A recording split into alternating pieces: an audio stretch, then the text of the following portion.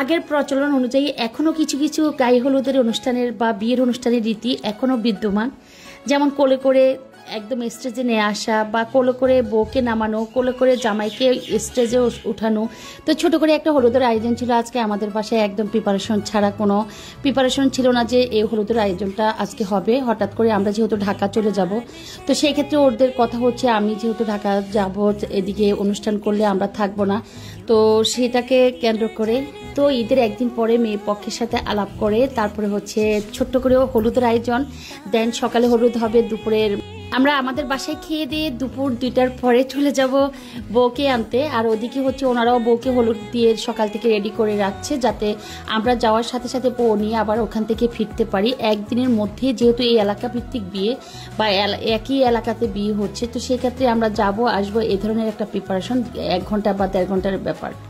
সবাই কতটুকু খেয়াল করেছেন জানি না, আমি যতটুকু খেয়াল করেছি এখনকার যুগে যে বিয়েগুলো হয় সবাই কিন্তু হাসি মুখে বিয়ের পিড়িতে বসে, হলুদে বসে, সরি। তো সেক্ষেত্রে একদম লাজুকতা নাই বললে চলে, সবাই হেসে দুলে বা বিয়ের আয়োজনে থাকে। দিকে আমি যতবার তাকাচ্ছিলাম ততবার আমার একটা অনুভূতি ফিল হলো, সে খুব লজ্জা পাচ্ছে। আর আগের দিনে আমরা যেমন খুব লাজুক টাইপের ছিলাম, যে বিয়ের সময় যে একদম কারোর দিকে তাকাতাম না, একদম নিচের দিকে তাকিয়ে থাকতাম, লজ্জা পেতাম প্রচুর পরিমাণে, সেই লজ্জাটা ওর মাঝে কাজ করছিল। এই জিনিসটা বেশি ভালো লাগছে আমার, যে আছে না এখন তো সবার কি বলবো একদম ফ্রি মাইন্ডে সবাই সবকিছু ওপেনলি হয়, যে হাসতেছে বা ছবি তুলতেছে, ইজিভাবে বলতেছে এটা এভাবে না এভাবে, সবকিছুই হচ্ছে। ওর ব্যাপারটা ও একদম নিচের দিকে তাকিয়ে আছে লজ্জায়। আর এখানে হচ্ছে ওকে বরণ করা হচ্ছে, সেটা হচ্ছে বিভিন্ন রকমের আইটেম দিয়ে। তো আইটেমের মধ্যে আমি যে কয়েকটা চিনি আমি শেয়ার করছি। একটা হচ্ছে দুর্গাবন বা দুর্গাবন কি একটা নাম হবে, কারো জানা থাকলে অবশ্যই একটু কমেন্ট বক্সে আমাকে জানাবেন যে আসলে এই নামটা কি হবে, এই বন যে বনটা ওনারা নিয়েছে। আর হচ্ছে কাঁচা হলুদ, একটা পয়সা, তারপরে হলো ধান, এই কয়েকটা আইটেম দিয়ে ওর মাথার উপরে মানে আঁচল ধরে আঁচলের কর্নারে নিয়েছে। আর হচ্ছে একটু সরিষার তেল দিচ্ছে। আর ওনারা এই আইটেমগুলোকে ছেলের মা বা চাচি বা আমরা যারা আছি, যেহেতু ও আমার ছেলের মতো, তো সেক্ষেত্রে আমরা এই কয়েকজনই ধরতে পারবো। মানে আঁচল ধরা, এটা হচ্ছে আঁচল ধরা। আর এখন দেখতেছেন মাথার উপর থেকে নাক দিয়ে একদম পেটের সামনে দিয়ে বারবার মনে হয় 7 বার নিবে।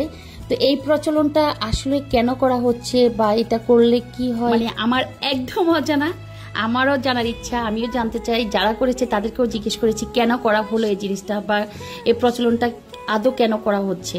তো আসলে অনেক কিছু আমরা জানি না, আবার অনেক কিছু আমরা এটা কুসংস্কার হোক বা রীতি হোক যাই হোক আমরা মেনে নিই, যে মুরব্বীরা মেনে আসছে আমরাও মেনে নিচ্ছি, এই ধরনের একটা প্রচলন। তো যাই হোক, শুক্রিয়া, বা ভালো থাকুক দাম্পত্য জীবন। যাই হোক কি জন্য দিয়েছে জানি না, কারো ওই যে আমি আবার প্রশ্ন রাখলাম, কারো জানা থাকলে আমাকে জানাবেন যে এটা করলে কি হয় বা এই প্রচলনটা কেন, কি ছেলের কি এত ভালোর জন্য নাকি আমি জানি না। তো এখানে হচ্ছে এখন সবাই হলুদ টলুদ মাখতেছে একদম আগের দিনের মানুষের মতো, একদম বেশি বেশি করে হলুদ দিয়ে মুখে দিয়ে দেওয়া হচ্ছে, হাতে দিয়ে দেওয়া হচ্ছে, হাতের তালুতে বেশি বেশি করে মেহেদি দিয়ে দেওয়া হচ্ছে। এটা হচ্ছে আগের দিনে আমাদের যখন আশপাশে বিয়ে হতো, এখনও গ্রামের অঞ্চলে এবার হলে সবাই হলুদটাকে বেশি প্রাধান্য দেয়। একদম পুরো শরীরে হলুদ মেখে মেখে গোসল করানো সব কিছুই আছে।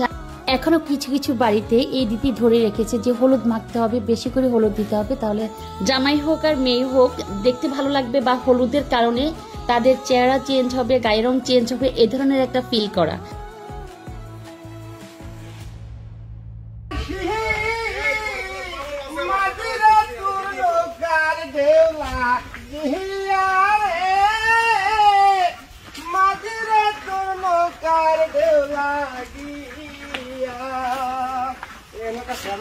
এই যে স্যার আইছি কাকি লেগে তো স্যার লাগবে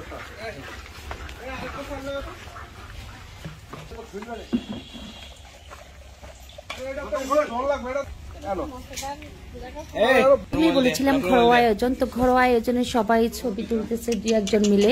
আর হচ্ছে আমরা তো একটু একটু করে হলুদ দিয়েছি, একদম কাউকে দাওয়াত করা হয় নাই যে দাওয়াত দিয়ে বা অনেক বড় করে বা অনেক আয়োজন করে হলুদ দেওয়া হবে, এই ধরনের কিছুই ছিল না, সিম্পল আয়োজন। এখানে হচ্ছে আমরা রওনা দিয়েছি বউকে আনার জন্য। বউ যেহেতু আমরা বলেছিলাম ওনাদের মুরব্বীদের সাথে আলাপ করে যে আপনারা গুছিয়ে রাখবেন যাতে আমরা আর্লি আর্লি গিয়ে বউটাকে নিয়ে আসতে পারি।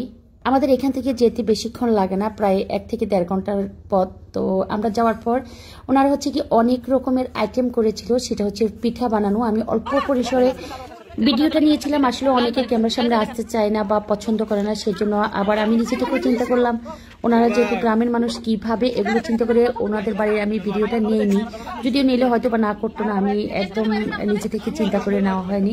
তো অবশেষে বউ নিয়ে বাড়ি ফিরলাম। তো এখানে হচ্ছে যারা আছে ননদরা, এরা হচ্ছে কোলে করে নামাবে, এমনি নামতে দিবে না। ওই তো দ্বিতীয় অনুযায়ী এগুলো কিন্তু ভালো লাগে, মানে অনেক যুদ্ধ হচ্ছিল যে ও একা একবার নেমে গিয়েছিল, ওকে বলা হয়েছিল যে না তুমি একা নামতে পারবে না, বউ চালাক আছে। এখানে হচ্ছে ঘটের পানি বা পানি ছিটা দেওয়া হচ্ছে, বউকে বরণ করা হচ্ছিল। আর ওরা তো টাকার জন্য সেরকম বাড়াবাড়ি করতেছিল। এক পর্যায়ে আমি বললাম ঠিক আছে আমি টাকা দিচ্ছি, তোমরা আমাদের বউকে নামিয়ে আনো, যেহেতু আমরা এত কষ্ট করে ওকে আনছিলাম।